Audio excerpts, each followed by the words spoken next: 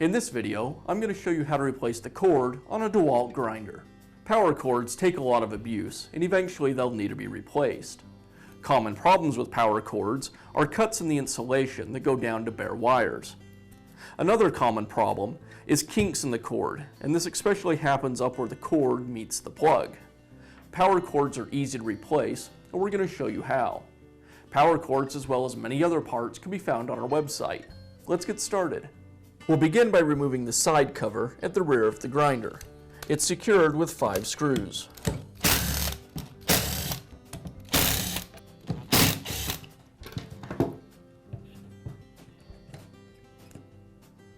Now remove the paddle and the lock button and separate the other half of the rear housing from the rest of the grinder.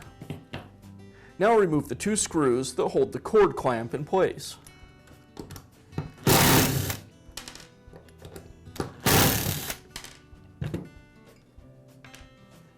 And I can pull away the cord and the switch from the housing. Next, I'll remove the cord from the switch. It's secured with a couple of screws.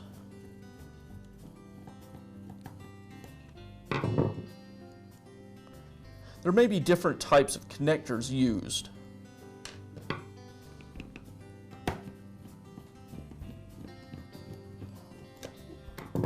Now we can install our new cord.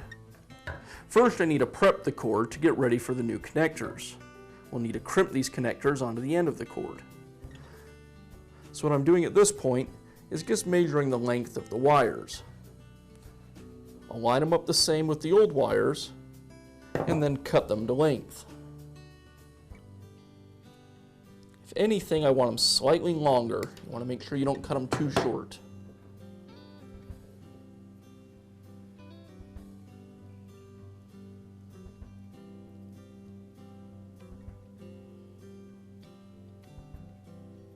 Don't forget to include the length of the wire that's inside of the terminal.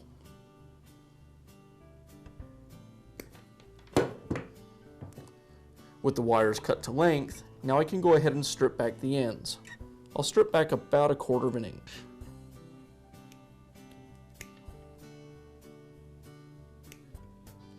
And I'll just give the wires a twist. Now we'll need to put some new terminal ends on the wires. There's a number of different types of terminals you can use.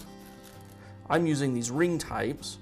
There's also spade types that are open on the end, and you can even use what I would call a bullet type. The bullet type just crimps around the wire and makes it stiff so you can insert it back into the switch. With the ring type or the spade type, you'll just place the terminal over the bare part of the wire and then crimp it using a crimping tool.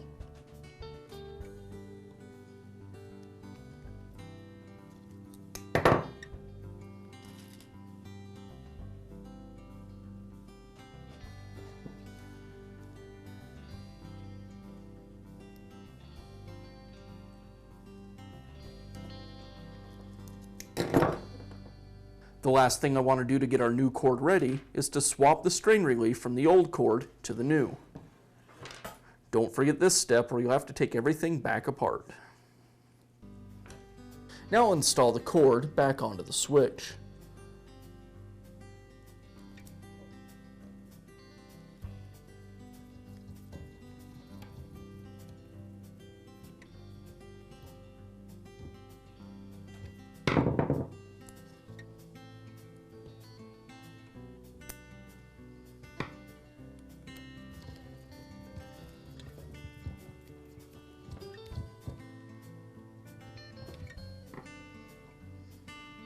Now I'll install the switch back into the housing. I'll also place the cord and the strain relief back into the housing. I want to take a moment and tuck the wires down and out of the way so they don't get pinched when we reassemble the rest of the grinder.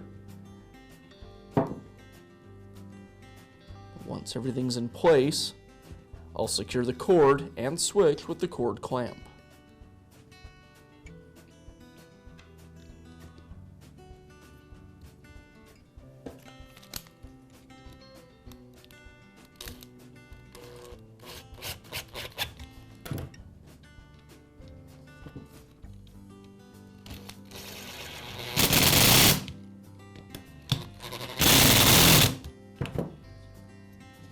Now I can install the rear housing back to the rest of the grinder. I need to make sure that I have all the wires tucked out of the way so they don't get pinched.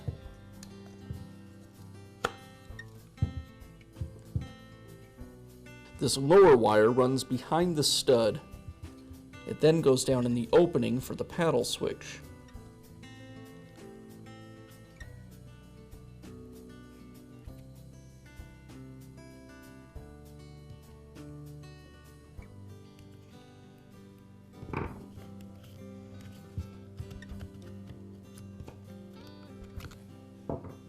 Now I can reinstall the lock button.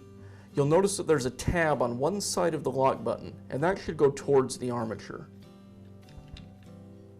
followed by the paddle.